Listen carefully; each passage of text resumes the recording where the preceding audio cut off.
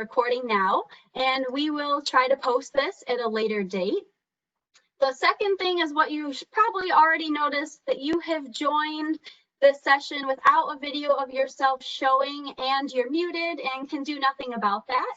Well, you've done nothing wrong. That's just the settings that we have here for this event. And it also may look like to you that you're the only person in attendance here, but we have anonymous participation settings here. So only Angela and I can see the full list of everybody that is attending. Okay, so what you see on the screen here is a picture of something I've taken previously.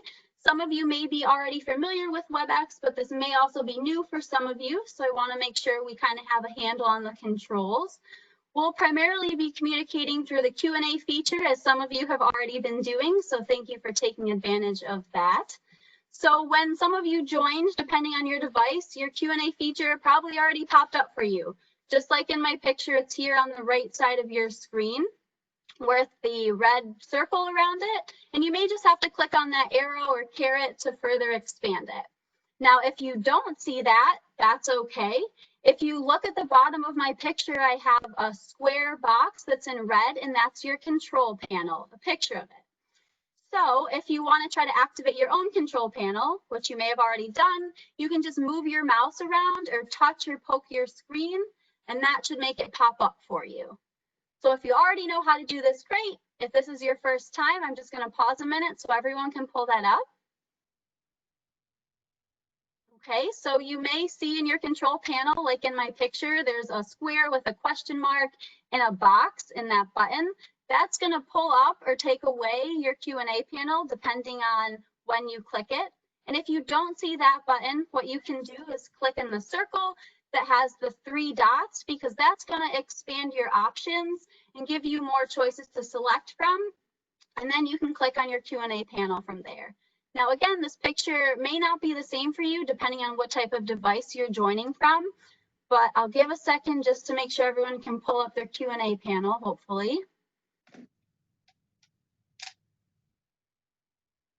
Okay, and if you didn't right now, that's okay. And if you already did, that's awesome. So if you look in my picture, there's a red arrow that's pointing down to ask all panelists. Now that's the default, and that's perfect because your question's going to come right to Angela and I, so you don't need to change that. If you just click with your mouse, or if you touch your screen in that text box, you can type in your question and send it to both of us. Now, again, we're in anonymous participation, so only Angela and I are going to see your name attached with your question. For other people, it's just going to look like a question from nobody. Okay, now Angela has already gone through her presentation and put pause slides in, so we can pause for questions and comments. And we're going to be pausing after every 2 streets. But for you, you can type in your questions or comments right away, and we'll get to that when we have those pause slides. We'll try to answer as many appropriate questions and comments as we can and as time allows. So please understand and be patient with us. And we will also be using a polling feature. So when we put a poll out there, it's just going to pop right up on your screen. You can click to participate, select your choice, click submit, and then we'll share all the answers and we'll see what people think. And then we'll keep it moving. So feel free to play around with this if you're not already familiar. Have some fun. You're not going to break it for the rest of us. So please don't worry about that. If you want to leave at any time, you can click the red X. And if you accidentally leave and want to come back in with us, just go to that email that you did initially to get in here, and that should let you back in. I see a question quickly. How long is the presentation? It'll be about an hour. And if you have to go, that's completely understandable. All right, so to introduce our program, I just want to thank the sponsors of University Express, which is my department at Senior Services, Blue Cross Blue Shield of Western New York, Excelsior Orthopedics, and Wegmans, because they help make this program possible. We want to let you know that Senior Services is here for you. If you have questions about programs, services, supports, or benefits, anything at all, please just give us a call. We'll do whatever we can to help you. Our phone number is 858-8526. And without further ado, I will introduce our speaker, Angela, today.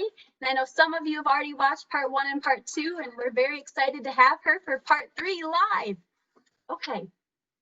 Angela Keppel is an urban planner and history enthusiast. A lifelong Buffalonian, she lives in the juxtaposition between where we've been and where we're going as a city. She runs Discovering Buffalo, one street at a time, where she blogs about Buffalo streets and how they got their names. She works as a project planner with Buffalo Place, the downtown business district, and I will turn it over to Angela. Thanks, Katie. So like Katie mentioned, I was born and raised here in Buffalo. I grew up in Snyder. I went to Amherst High School. And then I went to Niagara University where I studied political science. But I've always been really interested in history. And then I went to grad school to become an urban planner at UV. I've worked as an urban planner, and urban planning looks towards the future, and my love of history looks towards the past. And so I've always kind of, seen both sides of the story. And about 10 years ago, I really wanted to know how the street, Keppel Street, got its name. That's my last name. And so I started doing research, and all this time has gone by, and I still don't know how Keppel Street got its name. But I've learned stories of so many other streets along the way. And so I started writing this blog, which you can find at buffalostreets.com, where I write about the people who the streets were named after. I've covered about 150 streets so far. And I really enjoy sharing these stories. So the first street we're going to talk about today is North Street. North Street is one of the main east-west streets that runs through the Allentown neighborhood and then onto the east side. 185 years ago, when the city was first founded, they established North Street as the northern boundary of the city. In 1832, the founding fathers figured North Street was plenty of room for the city to grow. At the time, Black Rock was its own village, and the land near UB South Campus was its own community that was called Buffalo Plains. The Erie Canal had just opened, and they had no idea how much the city would begin to boom. By the late 1800s, the city had more or less the boundaries we know today, but in 1832, this was the northernmost part. North Street has had many names throughout the years. It was originally known as Guideboard Road. In front of the old church at the corner of Linwood and North Street, you'll see this sign that's in this picture here that calls the street Guideboard Road. The Guideboard Road was established shortly after Buffalo was first settled. The pioneers would cut through the woods in this vicinity to get from Main Street to Black Rock to get to the Black Rock Ferry to go to Canada. So the road was used by the covered wagons of the pioneers and the ox carts of the early settlers. The settlers and farmers from Clarence, Amherst, Williamsville, and Buffalo would all use this road to get to the ferry to sell their wares in Canada. At the time, the lower Niagara region in Canada had a larger market than we did here in Western New York.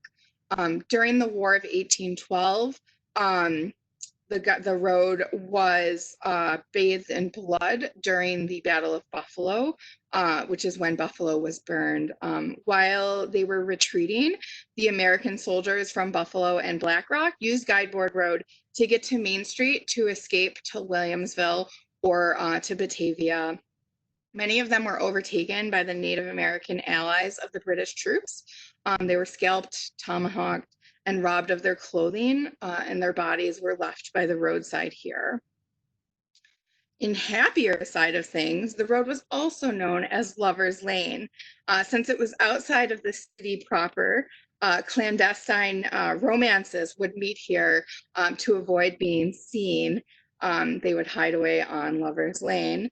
It also was known as Cemetery Road because many of the cemeteries of Buffalo were located here. The first cemeteries in Buffalo were on plots of land that the families would own. They would bury, on their land next to their home. As the city grew, small cemeteries would pop up, such as Franklin Square, which is the site of the Erie County Hall building, the old Erie County Hall on Franklin Street. And as the city grew, that land was more valuable to be buildings. So the cemeteries were moved to outside of the city at North Street, and many of the cemeteries were located along there. At the time, at one point, North Street actually had 6 cemeteries along it. The North Street was also the location of the Erie County Almshouse and their associated cemetery. If you've heard Roseanne Higgins speak, that's the almshouse that she talks about in her books, as well as her speaking. The area of around North Street was first settled by residents of Buffalo looking to build houses in the countryside, which is funny to think about because to us, that's still almost, downtown in Allentown. Additionally, many immigrants that were coming to the Buffalo area bought land along the road, along North Street, just west of Delaware, for orchards and trucks farms. So the section was also called Shingletown. As the city developed, a residential neighborhood grew around here that we know today as Allentown. And I really like to show this map because it shows how the city grew. So this black part in the middle, that was the original boundary of the village of Buffalo. It's about Tupper Edward here, and about Michigan Ave here. And then this was the terrace, which actually was a hill at the time, if you're familiar with Lower and Upper Terrace, down by where the Aud used to be. It actually was a 25-foot hill with a drop-off. And then in 1832, when the city was established, they used North Street as the northern boundary and then Jefferson Ave as the eastern boundary. And like I said, they thought that's plenty of room. But by 1854, they expanded all the way to Kenmore Avenue and to where the city line is today, out just past Bailey, and then south to Ridge Road at the Lackawanna city line. So just 20 years, the city went from this striped area to the whole city as we know today. They grew very, very fast. The next street I'm going to talk about is Richmond Avenue. Richmond was originally known as Rogers Road, and it served as a trail from Buffalo to the Shingletown area that I had spoken about. Even when the city reached North Street, this area was still mainly open fields that was used for grazing animals and raising vegetables. The most prominent building on this street was a tavern located within a fruit orchard at the corner of Rogers, which is now Richmond, and Utica Avenue. So if you're familiar with the intersection of Utica and Richmond, there was a tavern there. This was a place where the travelers who were heading between Buffalo and Black Rock would take a moment to rest. They were traveling by foot or by horseback, and that was a substantial distance to travel at the time. In 1879, they renamed the street after Jewett Richmond. The residential development of this area took place in the 1800s, in the 1880s, and by 1900, the area became what it looks like today. Jewett Richmond was born in Syracuse in 1831. He entered into the salt business at a young age and began shipping salt from Buffalo to Chicago. On his trips to Buffalo, he saw the potential for Buffalo to become a grain center. The Erie Canal had just opened, so a lot of grain was coming through Buffalo from the breadbasket to going to New York City and the East Coast markets. So Mr. Jewett moved to Buffalo in 1854. He entered the grain business. He built a grain elevator and established a company on the lakeshore. He built the Buffalo and Jamestown Railroad. He was president of the Marine Bank, the Mutual Gaslight Company, and the Buffalo Board of Trade. He also served on city council. He was involved in many organizations, including being a member of the Young Men's Association, which is different than the YMCA. This was the Young Men's Association was the organization that established the Buffalo Public Library. He was also a trustee of the Charity Organization Society and the Forest Lawn Cemetery Association. He was a charter member of the Buffalo Historical Society, the Buffalo Society of Natural Sciences, and the Buffalo Academy of Fine Arts. He was also one of the founders of the Buffalo Club and the Country Club of Buffalo. The Richmond family lived at 844 Delaware Avenue. This is a picture of their home. The property originally encompassed all of the land between Delaware Avenue and Richmond Avenue, and was landscaped with gardens and some of the oldest trees in Buffalo. If you are familiar with the area, you'll know that now Elmwood Avenue cuts through there. Elmwood Avenue did not exist at the time, so their property went all the way from Delaware to Richmond. In the house is here is often referred to as the Lockwood House. They were the second owner of the house, was Thomas Lockwood. This is currently Child and Family Services. At one point in 1881, a delegation of prominent citizens wanted Mr. Jewett to run for mayor. They were very encouraging of his candidacy. They really wanted him to run. He said, "I don't want to run. Why don't you ask this guy, Grover Cleveland, who's been serving as the Erie County Sheriff?" And so Mr. Cleveland, he accepted the nomination, and then he became mayor of Buffalo. Then he was governor of New York, and then he became president, as I'm sure most of you already know. So Mr. Richmond is actually credited with kind of giving Grover Cleveland that push, because Mr. Richmond did not want to be mayor at the time. Mr. Richmond died in 1899. In addition to the street, there are 2 stained glass windows that are dedicated to his memory. One is in Westminster Church on Delaware Avenue, and the other is in the Richmond Chapel, which is also named after him, in St. Paul's Cathedral on Church Street. Katie, do we have any questions so far? Nothing yet, but we can pause for a minute if anyone has any questions or comments or connections to those streets. And we could also toss out that poll, Angela, to see who's heard you before if you want. Oh, sure. Yes. Let's put that up there. Right about that. Okay. So a poll probably just popped up on your screen. If you want to participate, we'll wait about a minute here. And it looks like we do have at least one person calling in, so that's really wonderful. Thank you.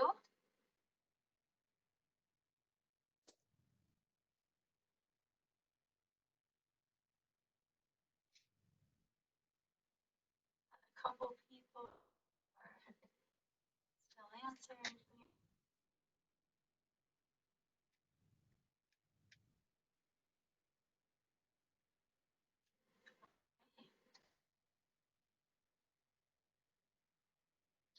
So waiting for some people to submit their responses. If you clicked it, you still have to click submit. So if you want to do that, we can release the results here.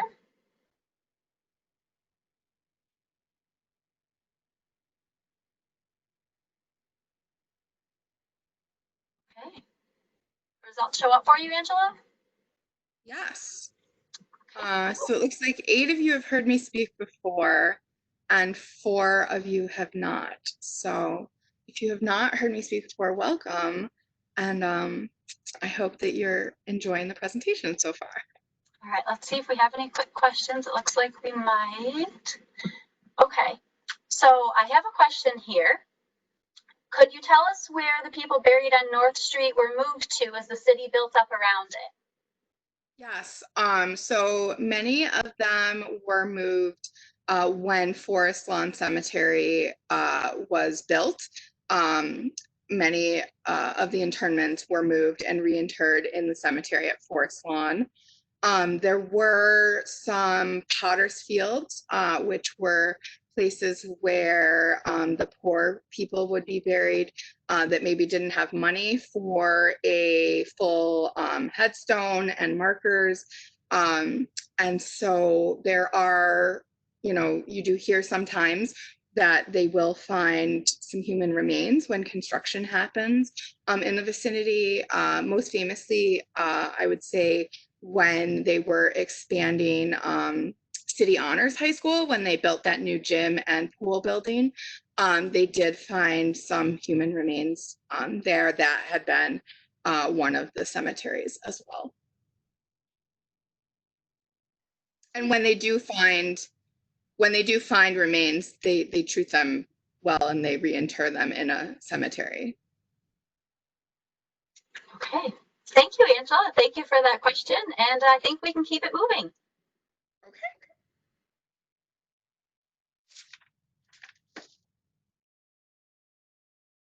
Oops. Why did it does? Okay. Nope. There we go. Oh, I'm having trouble with the controls today. I don't know what's going on. Okay. Hoyt Street is a north-south street in the Elmwood Village West Side neighborhood.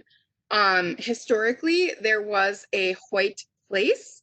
The original Hoyt Place is shown on this map in orange. Here, it was kind of to the west of the Richardson Olmsted Complex building, the old state hospital. Now Hotel Henry is there. So just west of there was a street that was called Hoyt Place. It is now known as Bradley Street. The street name was renamed likely around the same time that Hoyt Street that we know today was developed. They typically don't like street names to overlap because then it leads to confusion for, you know, mail service or deliveries and police, fire, all that kind of stuff. So in the 1880s, Hoyt Street was developed and Bradley Street became Bradley Street. The original Hoyt Place was named after Joseph Dibble Hoyt. As far as I can tell, those Hoyts were not related to the other Hoyts. I'm not 100% sure. Perhaps, you know, way back they were related.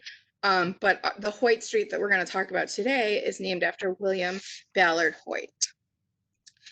William Hoyt was born in East Aurora on April 20th, 1858. He was the son of Dr. Horace and Josephine Ballard Hoyt. He attended the Aurora Academy and Buffalo High School.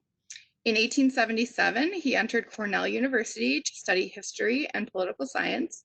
After graduation, Mr. Hoyt came to Buffalo. He entered the firm of Humphrey and Lockwood. He was admitted to the bar in March of 1883. As a lawyer, Mr. Hoyt served many prominent industrial and business concerns in Buffalo, such as New York Central, Vanderbilt Properties, Western Union Telegraph, Western Transit Company, and others. Along with Mr. Baines, who Baines Street is named after, Mr. Hoyt developed several streets around this part of the West Side. In 1886, Mr. Hoyt became the Assistant United States Attorney for the Northern District of New York, where he served in this position until 1889. In 1894, he was appointed as counsel to the United States Interstate Commerce Commission for the states of New York and Ohio. Mr. Hoyt served as the director of the Buffalo Club, curator of the Buffalo Library, as a member of the Board of School Examiners, and president of the Cornell Alumni Association. In 1887, Mr. Hoyt married Esther Hill. The Hoyts had 5 children. Mr. Hoyt died in 1915, and he is buried in Forest Lawn Cemetery. Mr. Hoyt's son, Captain John Davidson Hill Hoyt, was born in 1898 in Buffalo. That's a picture of him all the way on the left of your screen. In 1936, he served as president of the Buffalo Niagara Association of Realtors. He was killed in a crash off the coast of the Hawaiian Islands, along with 9 other crew members in January 1943. Captain Hoyt has a marker among the courts of the missing from World War II in Honolulu, and also a marker in Forest Lawn Cemetery. Captain Hoyt's son, William B. Hoyt II, whose photo is in the center here, was born in 1937 in Buffalo. He was educated at the Park School of Buffalo and Hamilton College. He taught history at Park School for 11 years before he entered politics. He served as a member of Buffalo Common Council for from 1970 to 1974. He ran unsuccessfully for mayor in 1989 when he was defeated by Jimmy Griffin. He served as a New York State Assemblyman from 1974 until 1992. Mr. Hoyt died of a heart attack on the assembly floor during oath. During his time on Common Council, Mr. Hoyt proposed a plan to clean up the lake in Delaware Park. He became a real champion for the lake, and following his death, the lake in Delaware Park was renamed Hoyt Lake in honor of Bill Hoyt II. Bill's son, William B. Hoyt III, who we know as Sam Hoyt, was born in January 1962. Sam Hoyt also graduated from Park School and attended Buffalo State College for political science. Sam served as the Western New York Regional Director for Senator Daniel Moynihan and was director of the Buffalo Bisons. In 1992, he took over the 114th District of the New York State Assembly to fill his father's seat. He served in that role for nearly 20 years before he resigned in 2011 when he was appointed regional president of the Empire State Development Corporation, a position he served until just a couple years ago. He now works as a private political consultant. As you can see, these three men look identical to each other. I think the Hoyt genes are very strong. I always like to talk about the Hoyts because I got my start kind of in my career working in Sam Hoyt's assembly office. And they are a great family and great people. The next street I'm going to talk about is Rumsey Road. Rumsey Road is located along the southern edge of Delaware Park. The road is named after the Rumsey family, which was a prominent Buffalo family. They were one of the leading families during the early development and growth of Buffalo. Their parents were Aaron and Sophia Rumsey. They had 3 children, Bronson, Dexter, and Eleanor. The family moved to Buffalo while the children were young. Aaron Rumsey started a tannery. The sons joined the company as they became adults. Aaron Rumsey died in 1864. At the time, the business was handed down to the sons. They turned Aaron Rumsey and Company into one of the leading leather firms in the United States. The business was eventually absorbed by the United States Leather Company in 1893. The brothers really believed in the future of Buffalo. They really showed it by investing much of their fortune into real estate. At one point, they owned 22 square miles of Buffalo, which is 43 square miles in size. So they owned more than 50% of the city of Buffalo, which is really remarkable when you think about it. So the first brother is Bronson Case Rumsey. He was born in Warsaw in Wyoming County in August of 1823. Bronson was the first president of the Buffalo, New York, and Philadelphia Railroad. He was a director of the Manufacturers and Traders Bank from its inception and was a member of the Parks Commission when it first formed in 1869. He was a successful banker, merchant, and capitalist. Even after Bronson retired, he was still very involved in financial, industrial, and civic matters of the city. He remained on the park board until his death. Bronson and his wife, Evelyn, had 4 children, Lawrence, Mary, Bronson II, and Evelyn. Bronson built Rumsey Park in 1865. Rumsey Park comprised of the land bordered by Delaware and Carolina Street, Tupper, and Tracy Streets. So this is a map here. Delaware Ave is here on the right-hand side, and then on the left, that is Carolina Street. So as I was mentioning, Elmwood Avenue did not exist in this time period. And so Elmwood would cut right through kind of where the pond is here, just to kind of orient you. The Bronson Rumsey house was at 330 Delaware Avenue.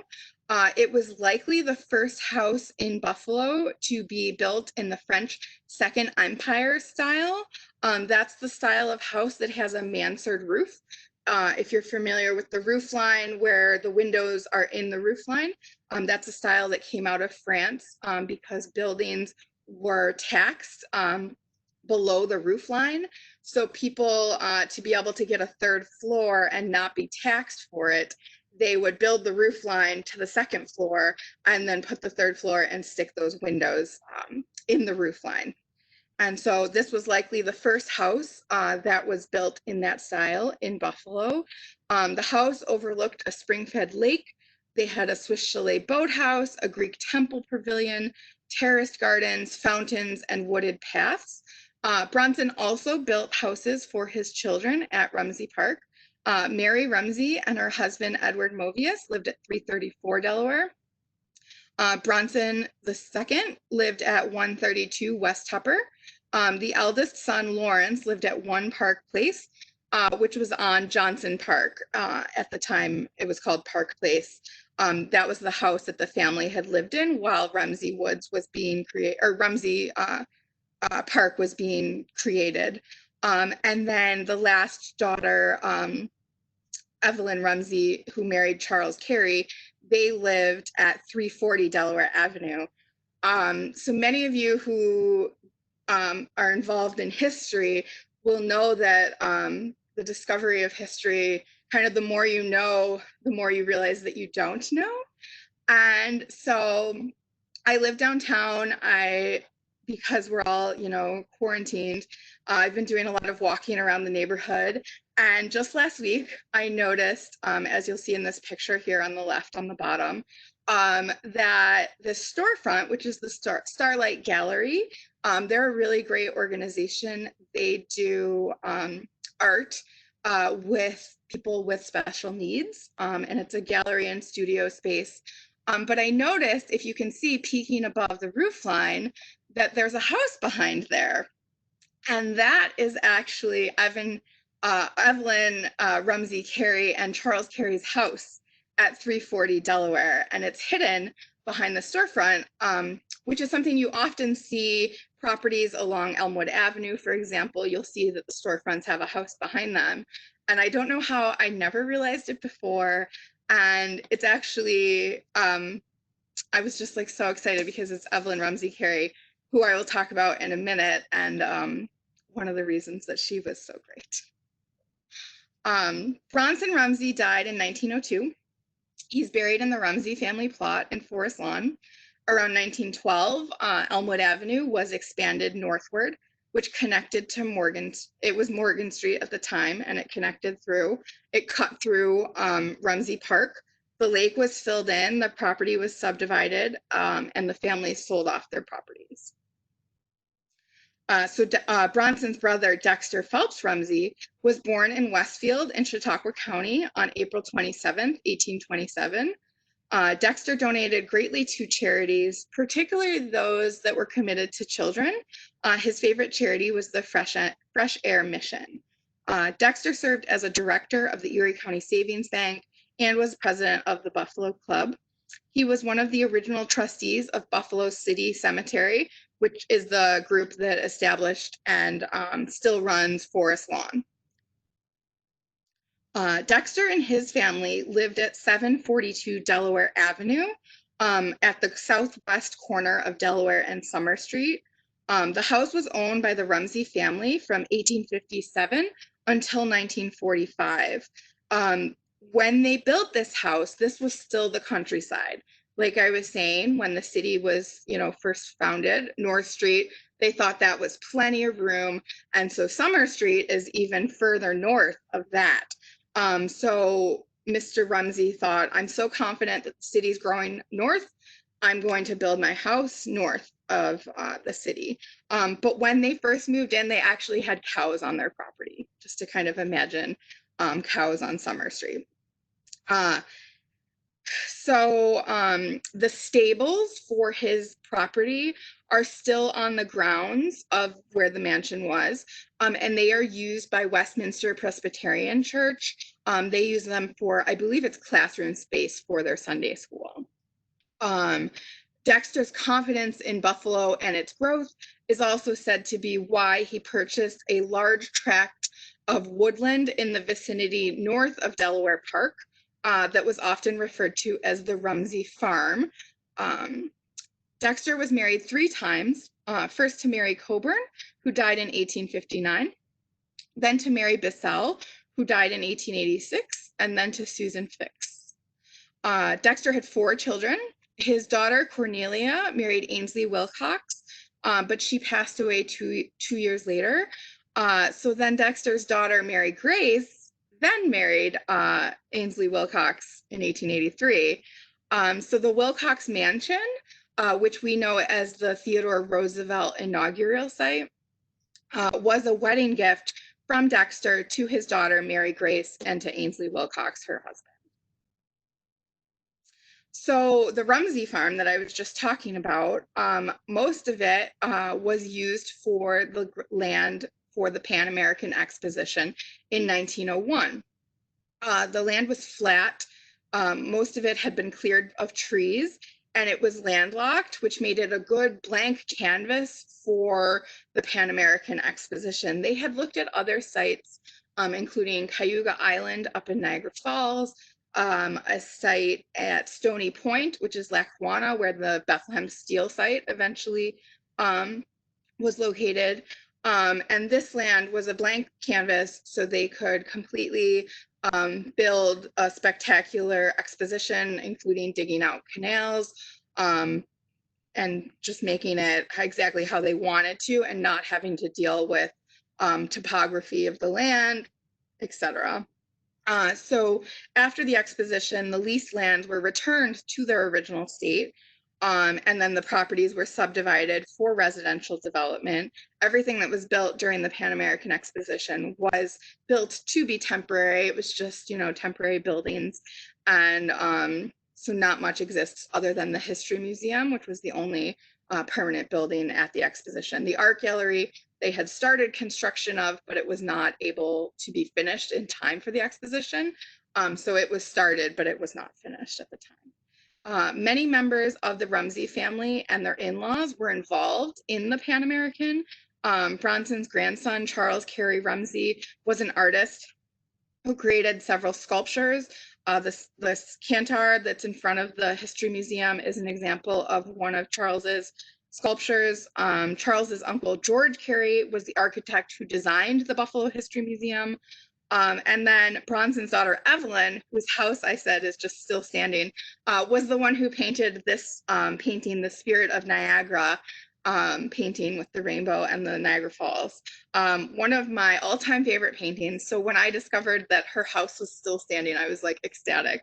And then most infamously, Dexter's daughter and son-in-law, Mary Grace and Ainsley Wilcox, were the owners of the house where Teddy Roosevelt was inaugurated after President McKinley died. Dexter died in April 1906. He's also buried in the family plot in Forest Lawn. When Dexter passed away, his wife and daughter Grace donated the land where the Rumsey Woods are to the City Park Department in order to add them to the grounds of Delaware Park. The grounds are still known as Rumsey Park today. So I guess, Katie, do we have any more questions? We do. We have a comment and then a 2-part question. So the comment is very interesting about the roof line. They had never heard of that before. Yeah, I think it's so interesting, to see that they'd often take, the structure that was there, and maybe they need to add a storefront in front, or sometimes you see buildings built in the rear, on the sides, and sometimes it's really evident that there was a house there, like especially I think when you're going up Elmwood Avenue, you really see that, where there's just like, a storefront on the first floor, and then the 2 stories of the house are maybe now apartments. But this one's kind of really absorbed in there, and you kind of don't see it until you're like standing at just the right angle. That's really neat. Okay, so first part of the question is, how do you select which streets to research? So I wish that when I had started, I had kind of done a more methodical way of doing it. Basically, I do the streets for which I have information first. And so it's kind of been, as the research has come, I've written about those streets. Historic research can often be very time consuming. We have really great resources at the Buffalo Library. We're very lucky. The local history collection is very robust. I really am missing the library being open these days. And I'm hopeful that they'll start to open up. They have started you can do pickup at the library. If you've been missing books, you can call ahead and get pickup right now. But and so the library has a lot of old newspaper articles, old council meetings, minutes that would say when a street was named, etc. I try to put forth as many sources as I can. That's something that's very important to me. You sometimes hear about, streets that were named that aren't necessarily correct. A lot of times now on the internet, it's really easy to find information, and then it kind of goes along and it becomes, a fact that's maybe not a fact. One of the examples is Wilson Street, which is a street on the east side. It's also near Adams Street, Monroe, Jefferson, Washington. So it would be, easy to think, oh, maybe it's named after Woodrow Wilson, the president. But when you look back, you suddenly realize the street was named, many, many years before Woodrow Wilson was even born. And so then I did the research and I found out it's named after Guilford Reed Wilson. And there's also a Guilford Street and a Reed Street, and he owned that property near there. So I try to put out, I try to wait to put out a post and put out the information until I have as much information as possible. I have been trying to do more where I've, because I feel like I've focused a lot on kind of the west side of Buffalo, which is, some of the older areas. And so there's a little bit more historical information available. And so I've been trying to branch out and write more about, South Buffalo and the east side to kind of make sure that I'm covering all areas of the city. But if you are interested in, a specific street, feel free to email me. And if I do have information, I often, try to respond and give you, the little bit of information that I do have. So. Thank you. So the second part of that question, which you touched on, is how long does the research normally take? So I'm wondering if you could ever ballpark it for us. Yeah, so some streets are a little easier.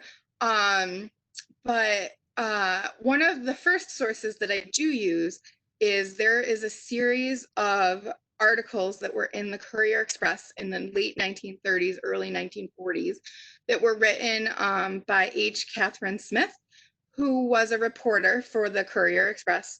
And she worked for the Courier for like 50 years. She was known for doing interviews with people. Like she wrote columns about like men around town or women you should know. And one of the series she did was where she interviewed the next of kin or the still living kin of people whose streets were named after. So she would, for example, Rumsey, maybe she would look up, the nephew of Bronson Rumsey who still lived in Buffalo, and she would write a story about them.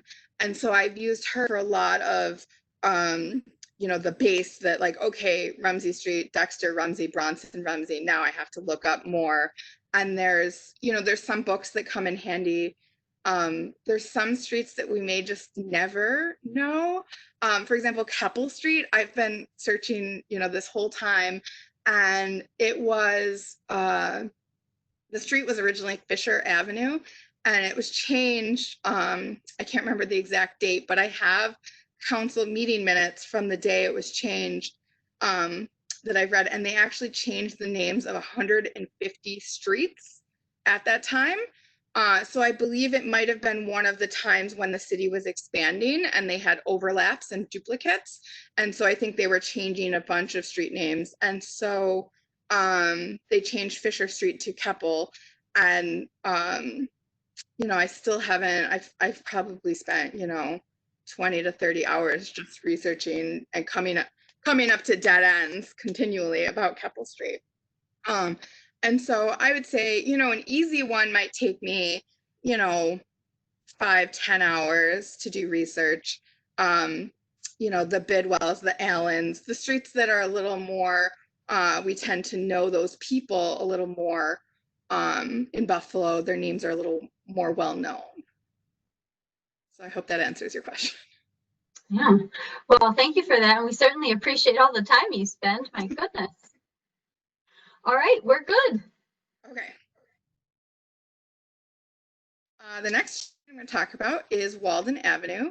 Walden Avenue is an east-west thoroughfare that begins at the intersection of Genesee and Best Street on the east side of Buffalo and runs eastward to Alden, where it meets back up with Genesee Street, where it turns into New York 33. So I always think it's very interesting that it starts and ends at Genesee Street. The road is named after Ebenezer Walden. Ebenezer Walden was born in Massachusetts in 1777. He graduated from Williams College in 1799. He then studied law, and he became well known in the law community in Massachusetts. He decided to make his start in a young community that he could help develop. So he came to Buffalo in 1806. Part of his trip included a 40-mile walk through the woods from Batavia. So if you think about it, he was pretty determined to get here.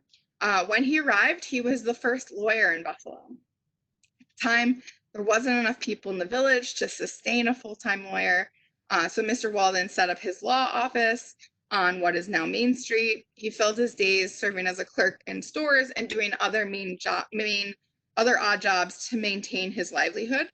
And he invested in some land that was known as the Walden Farm that was located near what is now Walden and Fillmore. Mr. Walden was committed to building up Buffalo and Western New York. He was considered by his neighbors to be kind and brave. During the burning of Buffalo, he was captured with Mr. Cyrenius Chapin. When his captors left for a minute, he escaped and ran back into town to help those who were left behind in the rubble. Following the burning of Buffalo, Mr. Walden practiced law in Williamsville while the village of Buffalo was rebuilding. Mrs. Walden, his wife, served as a leader in women's war work. After peace was restored, Mr. Walden was a member of the committee to appraise the losses that people had sustained during the war. The Waldens returned to Buffalo and they built a brick home at the northeast corner of Main and West Eagle Streets. The Walden family then moved to the corner of Main and Edward Street. The house at Main and Edward is the one that you see in the picture here. In 1823, when Erie County was established, Mr. Walden served as the first county judge. When the village of Buffalo was incorporated, he was one of the 4 trustees. In 1828, he was a presidential elector for John Quincy Adams. In 1838, he was elected mayor of Buffalo as a member of the Whig Party. One of Walden's major investments was the Walden Farm. They never lived on the farm, but because it was referred to as the Walden Farm, when Walden Avenue was laid out and it cut through the property at Walden and Fillmore, in 1873, they named it Walden Avenue in his honor. After his retirement, Judge Walden lived on a 272-acre farm in what is now Lakeview, which he purchased in 1837. He built a mansion which he called Lakeview, which then became the name of the hamlet that we know today as Lakeview. In 1853, Judge Walden deeded a strip of land across his farm to the Buffalo and State Line Railroad. Judge Walden died in 1857 at 80 years old. His integrity, benevolence, profound culture, and unselfish patriotism were remembered in Buffalo long after his death. He is buried in Forest Lawn Cemetery. His daughter, Catherine, built the Lakeview Hotel in 1880 to serve the traveling salesmen who would come to Lakeview on the daily trains to sell their wares. The Lakeview Hotel building, which you can see in the picture here on the bottom, is still standing on Lakeview Road. It has been modified pretty substantially, so it doesn't quite look like this, but it is there on Lakeview Road near the railroad tracks. It is now Route 5, I believe it's called. It's across the street from JP's. The next street is Timon Street. Timon is a street on the east side of Buffalo that runs between High Street and Northampton Street, parallel to Jefferson and the Kensington Expressway. It is one of my favorite streets in Buffalo. It has it's still brick paved with bricks, and it has these beautiful sycamore trees, as you can see in the picture. So it's a very pretty street. It's also named after Bishop Timon. Learning about Bishop Timon was very interesting for me. So I also really like the street for that reason. So John Timon was born in Pennsylvania in February of 1797. He was the child of immigrant Irish parents. His family moved to the frontier town of St. Louis, Missouri, where his father opened a dry goods store. John Timon was said to be very polite and handsome. He was described as a social lion and an object of interest for all anxious mothers with marriageable daughters. Most of us know Bishop Timon, especially if you have any affiliation with the Catholic Church. I went to Niagara University, so I often saw photos of paintings of Bishop Timon in many of the buildings at Niagara University. And you always see him as an old man. And so the fact that he was, this handsome young man, and women were afraid to send their daughters to the general store because one of the biographers said that the sales would go up on the days that John was helping his father at the store because the women would come with excuses to buy things. And I just think that's amazing. So a financial panic in 1823 hit the store. They really suffered financial ruin.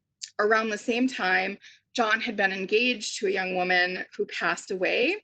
After suffering the loss of his fortune and the loss of his heart, he decided to enter the priesthood to serve others rather than to dwell on his misfortune. So in 1823, he entered into the Order of the Vincentins. He first served as a missionary.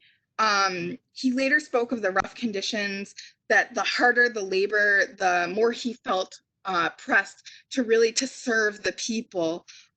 He served the people in the locations he visited, all people, not just the white settlers, the Native Americans, and the slaves.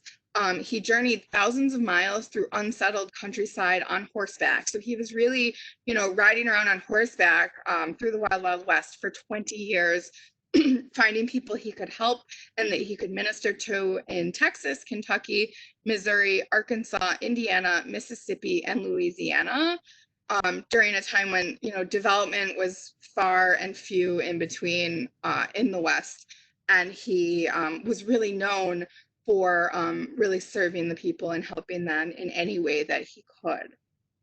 In 1847, Father Timon was sent by Rome to become the bishop of the newly created Western New York Diocese, which at the time, the Western New York Diocese included 20 counties in Western New York. So it was a fairly large area. Bishop Timon's arrival in Buffalo was fought with opposition from the trustees of St. Louis Church, which at the time was the largest Catholic church in the country. St. Louis was a French and German parish, and Bishop Timon really remembered his humble beginnings and had a strong affinity for the poor Irish settlers. And so rather than live with the French and German near St. Louis, he decided to live in an apartment near St. Patrick's Church, which was serving the Irish community. The church was located at Ellicott and Broadway. It no longer exists today, but he really wanted to live with his fellow Irishmen. And so the Catholic Church in Buffalo had a strong divide at the time, and it grew stronger as Bishop Timon came. So after putting up with the opposition for about 10 years, in 1857, Bishop Timon excommunicated the men at St. Louis Church and actually closed the church for an entire year to get them to, calm down and stop the fighting. At the time, the majority of Buffalo's institutions were Protestant. Bishop Timon worked to meet the needs for many of the Catholic immigrants who were in need of services that included orphanages, hospitals, schools, etc. Bishop Timon realized he would need to create his own institutions. So he brought the Sisters of Charity to come to Buffalo from Baltimore to help him. In 1848, Sisters of Charity opened the first hospital in Buffalo. While it was run by the sisters, it was open to all residents, regardless of religious denomination. Bishop Timon was very clear that he was serving the Catholics, but he also always wanted to serve all people. He was known to have an extra kind heart. He would give coat to beggars on the street, stories would say. During a cholera epidemic in 1849, he was inspired to establish St. Vincent's Infant Asylum to serve the orphans that were whose parents had died because of the epidemic. He was known to carry the children to the asylum himself and make sure that they felt comforted and safe before he left them. There were also additional cholera epidemics in Buffalo in 1851, 1852, and 1854. We probably all can kind of understand a little bit, living in the world we're living in right now, what it must have been like for people to just be getting sick. So the needs for the orphanage grew, and along with it, there were young widowed mothers who also needed relief. So Bishop Timon established the House of the Good Shepherd, which was the first Catholic institution in the country to care for unmarried mothers and to help them make a fresh start in life. The organization received, nourished, clothed, and lodged these women. The house accepted any girls, regardless of religion, and allowed them to stay as long as they needed to get back on their feet. Bishop Timon also was involved in the poorhouse. He sent one of the sisters from the Sisters of Charity to visit the poorhouse that Erie County had built in the north part of Buffalo. That's now Hayes Hall at UB on the South Campus. The sister came back and was shocked to report the poor conditions. Inmates were shackled to the walls and tied to the furniture.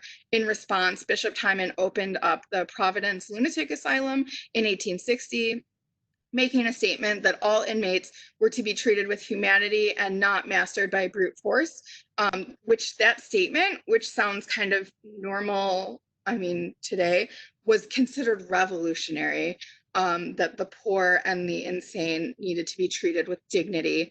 At the time, that was, really revolutionary. Bishop Timon also worked tirelessly to build a cathedral in Buffalo. He saw in the 1840s Buffalo was going to be a great city. He felt a great city needed an impressive cathedral. The cathedral was dedicated in 1855. Among other things, Bishop Timon also established Nardin Academy, St. Mary's School for the Deaf, Niagara University, St. Joseph's Collegiate Institute, St. Bonaventure, other schools, other orphanages, etc. Bishop Timon died in 1867 at the age of 70. He contracted illness from administering religious sacraments in the hospitals. Even when people were very sick, he still felt that they needed religious care, and so he would continue to visit them.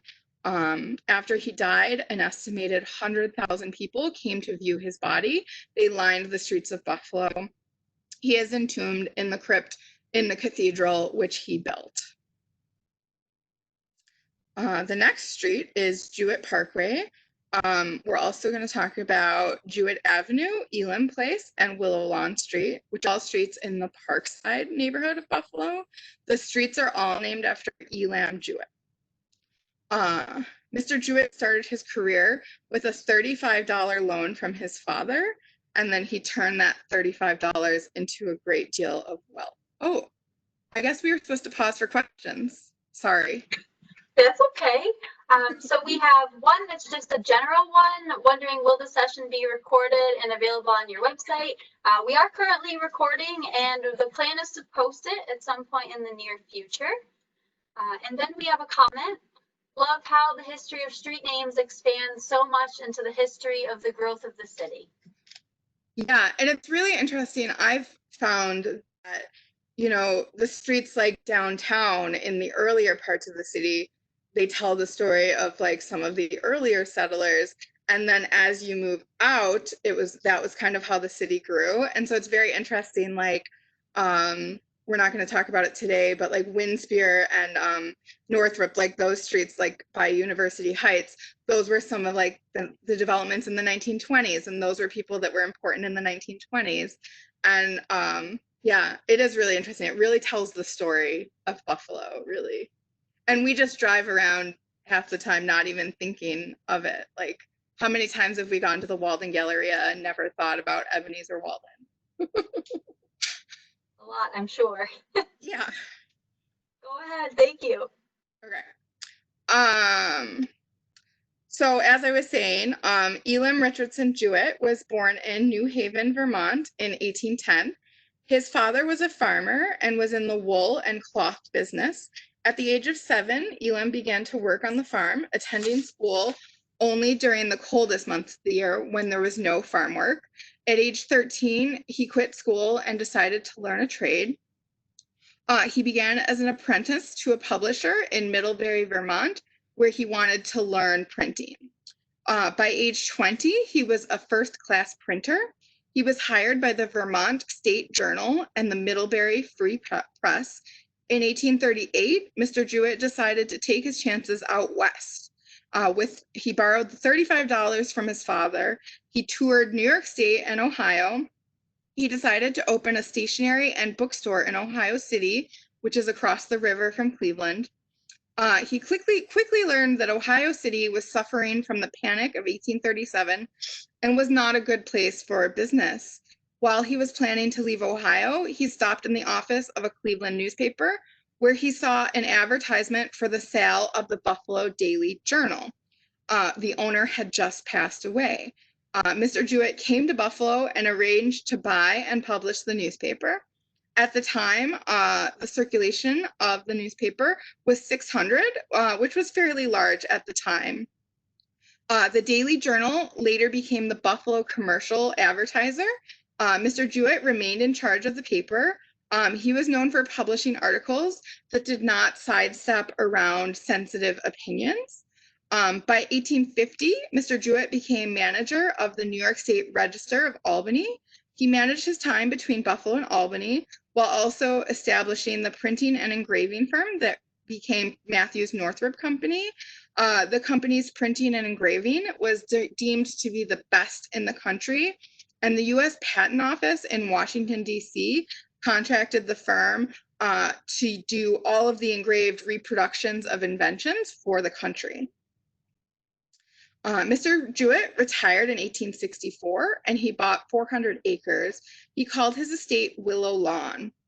The property was located on the west side of Main Street from around Amherst Street to Leroy Avenue and stretched back to Delaware Avenue. Approximately 200 acres of the farm is now part of the meadow at Delaware Park.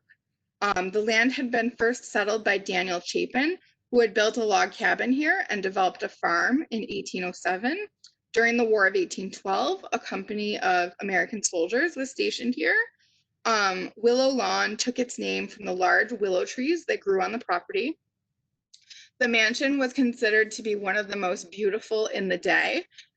It was a model farm demonstrating to what perfection of a country residence and farm can be. The first tomatoes that were raised in Buffalo were here in Mr. Jewett's gardens. They called them love apples because they were only used for decoration at the time. At the time, they believed tomatoes were poisonous. And so then in 1870, Mr. Jewett received 2 deer, which he kept in a paddock on the meadow.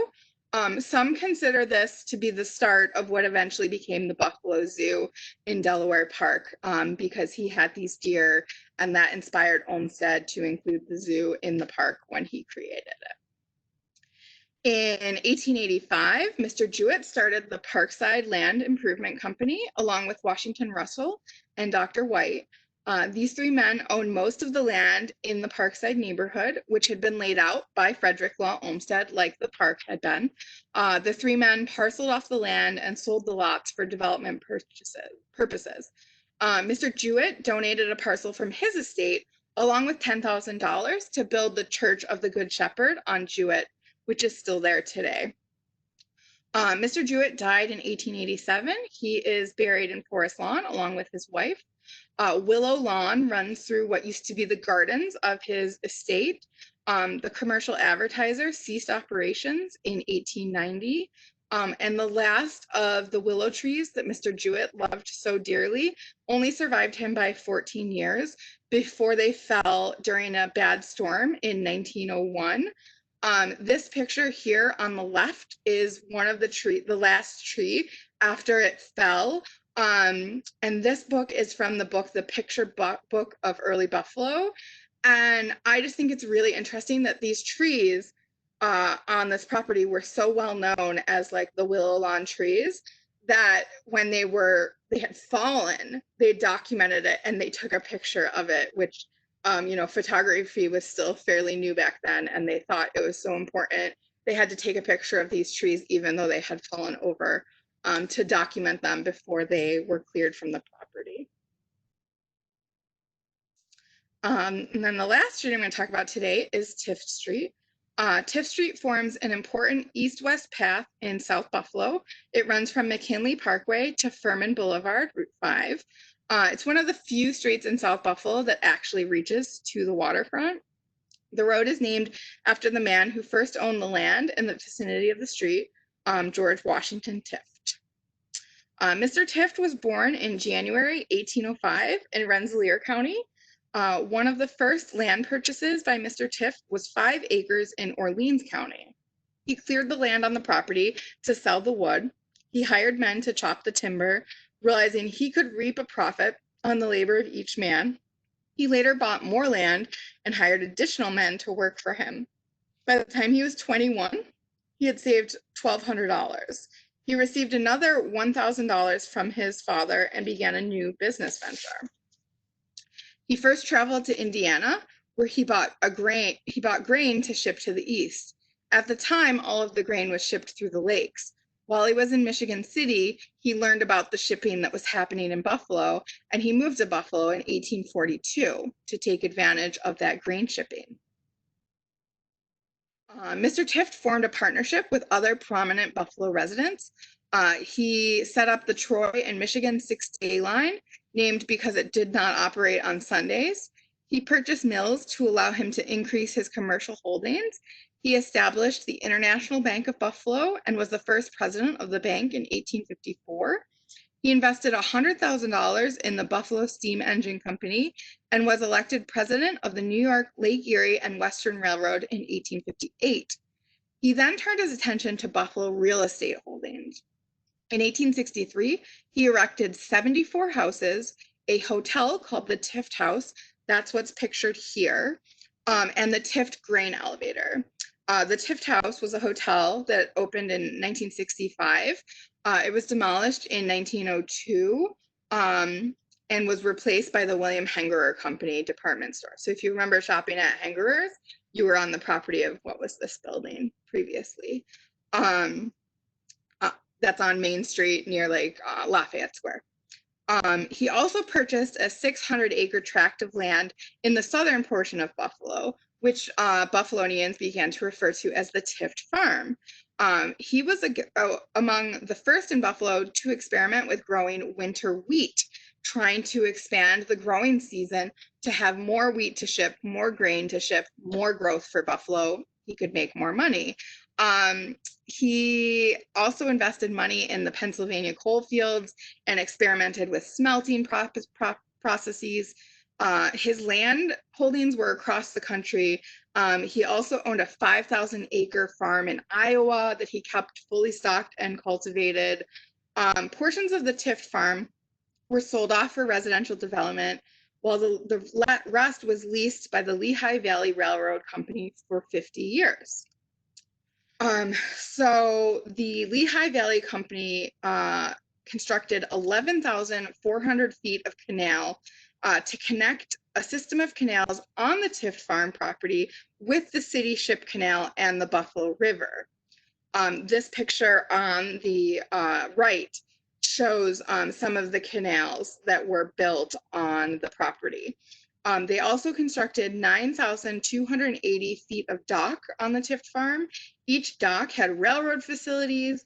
There was 20.6 miles of railroad running through the site. Today, as some of you probably know, the Tift farm has been renamed Tift Nature Preserve, which is managed by the Buffalo Science Museum. The preserve was created in 1872 from 264 acres of land that after the Lehigh Valley Railroad had moved out, the city had used it for a landfill site. Concerned citizens worked with the city to plan for the preservation of the area. The landfill incorporated safety measures, which allowed the land to serve a new purpose, and the preserve opened in 1876. The former canals have been allowed to revert back to nature, and they now form Lisa Pond, Beth Pond, and Lake Kirsty on the nature preserve site. The mound area of the preserve is what contains the landfilled waste materials. So Tift Farm is not only a beautiful place to go walk around and experience nature, I think it's really cool because it's actually like a restored site that had been heavily industrialized. It was heavily a part of our industrial heritage. And now it's this beautiful nature preserve. Just kind of shows the amazingness of nature, that it can revert back to becoming this beautiful site. You do sometimes see different remnants of things when you're walking through. Sometimes you'll see railroad ties or pieces of metal in the ground, which I think is really interesting, showing the juxtaposition between the two uses of the site. Mr. Tift's later years were spent managing George Tift Sons and Companies, which were successors to the original Buffalo Steam Engine Works. He also owned a group of stores at the corner of Washington and Mohawk Street, where he ran a furniture business.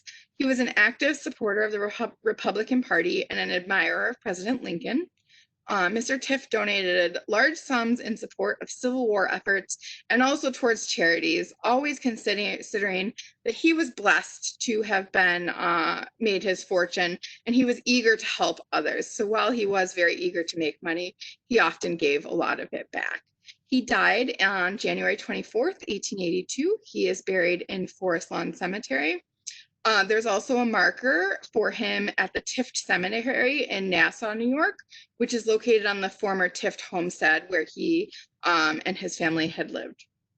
One of his obituaries read, "His name was a tower of strength and was sought in every movement requiring moral, social, or financial support. He filled a large place in the affairs of the city he has done so much to build up. His name will long be enshrined in the hearts of a people that had learned to know his worth and appreciate his virtues." So I just think that's very nice. So that's what I had. So any more questions? Yeah, we have a couple things actually. Okay. So first, we have a comment. It's nice how the older street names reflect so much history. The last few decades, virtually all new street names bear no relation to people or places. Yeah, sometimes though they do. I mean, you still sometimes, some of the newer streets in suburbs, you'll see a lot of female names are used, and a lot of times, while it might not be super obvious, they're often the names of the wives and children of the developer who perhaps built those. And so you still do see sometimes, you see a lot of,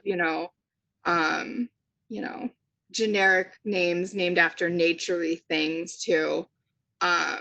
in some of the newer developments as well. But you do sometimes get to see new street names. The city just last week announced that part of West Genesee Street next to the Statler will be named Croce Way after Mark Croce.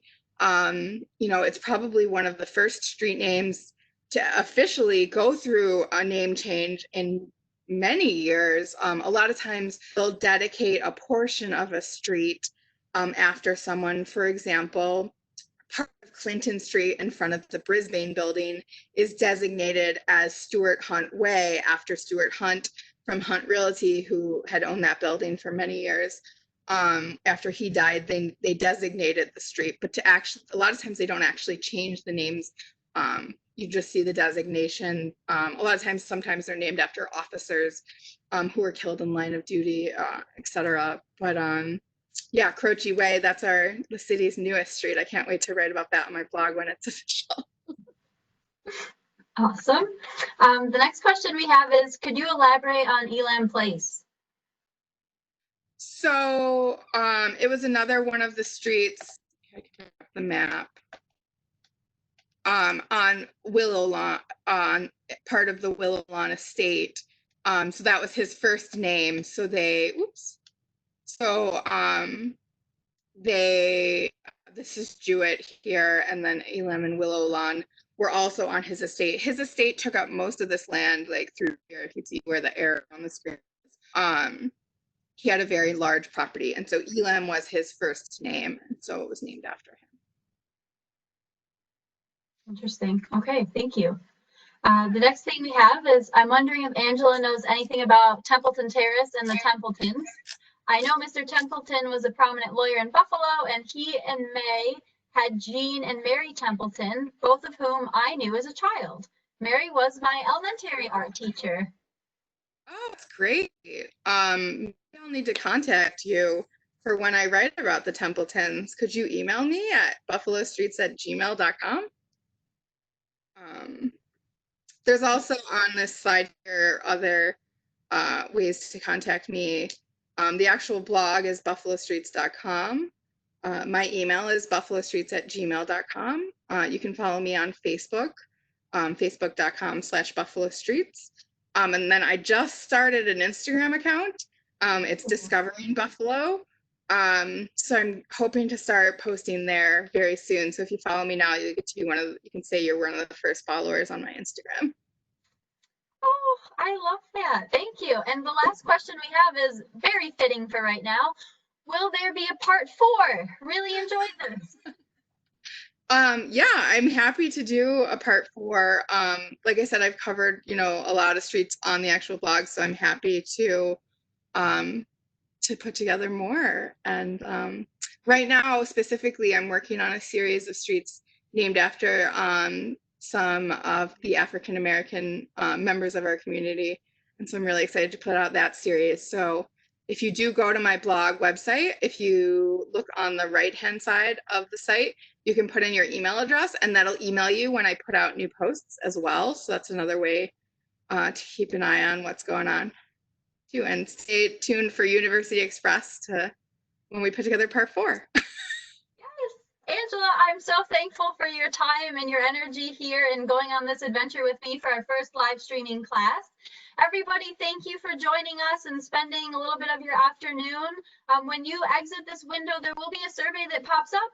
Feel free to take that. I'll get the feedback, or you should all have my email. Send me feedback, thoughts, ideas, whatever, because I work for you and I want to make sure that this is fun for everybody and a good use of your time.